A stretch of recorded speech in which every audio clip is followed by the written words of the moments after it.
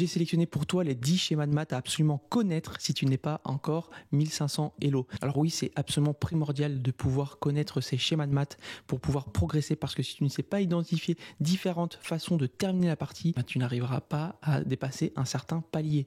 Avant même d'apprendre des tactiques comme des fourchettes, des enfilades ou même de la stratégie, il est primordial de travailler les maths, que ce soit les schémas comme on va le faire aujourd'hui, ou même les maths en 1 et les maths en 2, que tu puisses travailler la reconnaissance visuelle de schémas gagnants. Je te conseille de mettre sur pause à chaque début de position pour que tu puisses chercher par toi-même comment arriver à la position gagnante. Allez, on se retrouve tout de suite pour les 10 schémas de maths à connaître. Le premier schéma de maths est le maths d'Anastasia. Alors ce maths se fait avec un cavalier et une tour, et il permet au final de faire un petit peu comme un thème du maths du couloir, c'est-à-dire un maths sur la dernière rangée sur lequel le roi ne pourrait s'échapper, parce que ici, avec la tour en H5, on délivrerait un échec, et le roi ne pourrait ni s'enfuir ici, ni s'enfuir en G8 parce que le cavalier contrôle les cases. Donc c'est un petit peu comme si ce cavalier mettait 2 pions ici et que au final il y aurait comme un mur invisible qui empêcherait le roi de pouvoir s'enfuir, et il reste coincé sur la rangée H. Et ici tour H5, échec et mat. Alors pourquoi il est si important encore d'avoir en tête ces schémas tactiques? C'est vraiment quelque chose qu'il faut qui soit de l'ordre du réflexe, de l'automatisme. Il faut que ça soit une reconnaissance visuelle. Je vais illustrer ça avec un exemple que je vais vulgariser, mais par exemple une carotte, vous savez que c'est une carotte, une tomate, vous savez que c'est une tomate. Plus besoin de dire, d'accord, est-ce que c'est rond, est-ce que c'est carré, est-ce que c'est rouge, est-ce que c'est orange, vous reconnaissez immédiatement ce que c'est.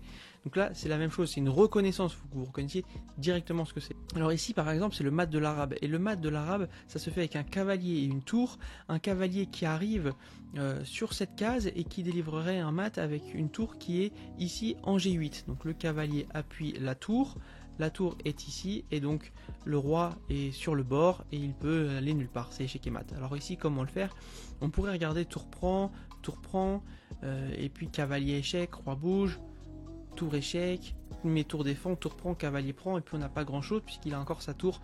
Peut-être que c'était un petit peu complexe, mais ici le schéma qu'il faut retenir, c'est cavalier F6 échec, le roi bouge, et maintenant je peux même sacrifier cette tour puisque j'ai mon schéma de maths qui se crée, que j'ai bien reconnu ici, échec et maths. Alors le maths de l'opéra, c'est un maths très connu, ici d'une célèbre partie par Paul Morphy. Donc ici ça se fait avec une tour et un fou. Donc on a une dame ici, mais au final on sait qu'on va la sacrifier pour pouvoir mater. Donc ce schéma de maths, ça va être simplement de pouvoir amener le roi adverse sur cette case en C8 pour pouvoir bouger le fou en faisant un échec à la découverte et de pouvoir faire échec et mat. Donc on va faire un échec et mat en mettant une tour ici protégée par un fou. Par exemple, si le fou est ici et que la tour est là, et ben la tour contrôlerait cette case, le fou cette case, et la tour, toutes les autres cases, ça ferait échec et mat. Donc ici on va faire dame C8 échec, fou E6 double échec, le roi est obligé de bouger, il ne peut pas reprendre, et ici on a tour C8 échec et mat. Donc le mat de Morphy. Donc ici on a un fou qui est très bien placé, qui pointe sur le roc des noirs, et puis on a une tour qui est idéalement placée qui vient ici taper en symbiose un petit peu sur la case G7. Comment on peut en profiter? Est-ce qu'on pourrait faire ici peut-être tour prend échec, le roi qui bouge, et sur un coup de tour, et ben on ferait un échec à la découverte. Donc on va voir comment on peut mater dans cette position. Donc on va faire tour G7 échec, et ici qu'il faut éviter, c'est qu'en reculant et en faisant un échec à la découverte, il puisse jouer par exemple le coup F6 qui bloque l'échec, et on pourrait pas prendre le pion parce que la tour protège. Et donc attention à cette erreur. Ici il faut jouer le coup tour E7, comme ça le pion ne pourrait pas venir à la protection, et maintenant on va pouvoir refaire la même menace, et maintenant on va pouvoir bouger la tour sans que le pion puisse interférer sur l'échec. Et là on fait échec et mat. Alors le mat de Pillsbury, ça ressemble à peu près à ce qu'on vient de voir. C'est un mat qui se fait avec tour et fou face au roi. Alors ici, si on fait dame prend, il n'y a pas mat parce que le cavalier protège.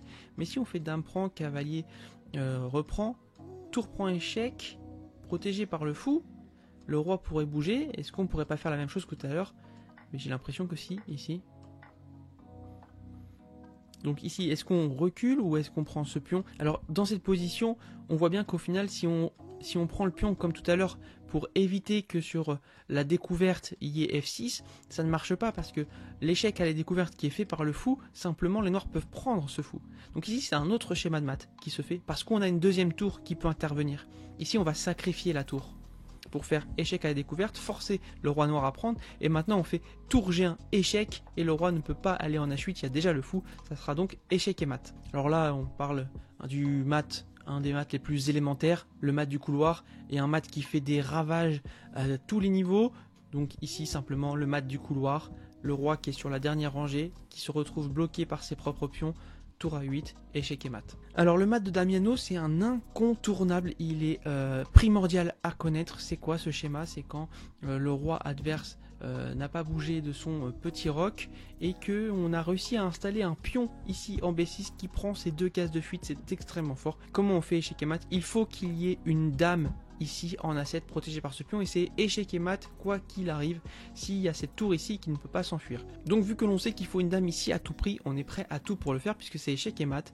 Alors ici on a les 2 tours avant la dame, et ben on va sacrifier ces 2 tours pour amener cette dame sur échec et faire ensuite dame A7 échec et mat. Donc on ramène la première tour en sacrifice qui nous permet de ramener la deuxième tour sur échec. On fait la même chose, on donne la tour en sacrifice qui nous permet de ramener la dame sur échec, et maintenant on peut jouer dame A7 échec et mat. Alors ici, comment faire échec et mat dans cette position?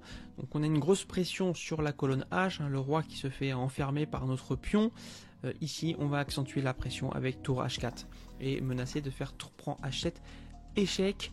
Ici la dame qui reprend, on prend cette dame.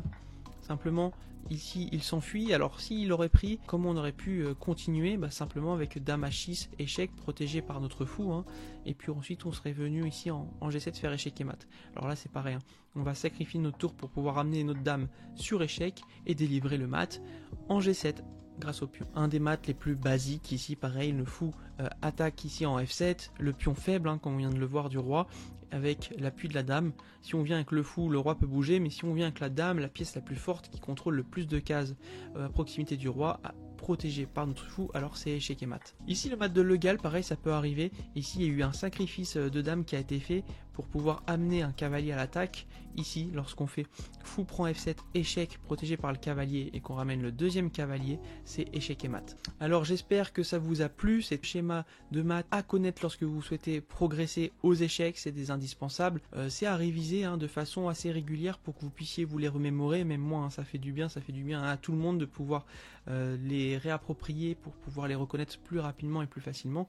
Et puis je vous invite à vous entraîner à faire des exercices tactiques de maths en 1 ou de maths en 2 à répétition pour que vous puissiez vous entraîner à reconnaître ces schémas visuels, à reconnaître des plans de gain, à savoir comment gagner la partie.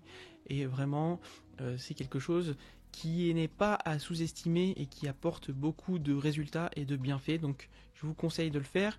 Si vous souhaitez rejoindre notre communauté, on a un school, le lien dans l'indescription, dans lequel il y a des vidéos complémentaires de cours, il y a des exercices qui sont envoyés, on fait des tournois en ligne, il y a plein de questions, si vous souhaitez les poser, j'y réponds, et les membres de la communauté également. Et n'hésitez pas à me dire ce que vous avez pensé de la vidéo en commentaire, et me dire également ce que vous voudriez voir comme autre thème ou comme autre vidéo. Je vous dis à très bientôt, ciao!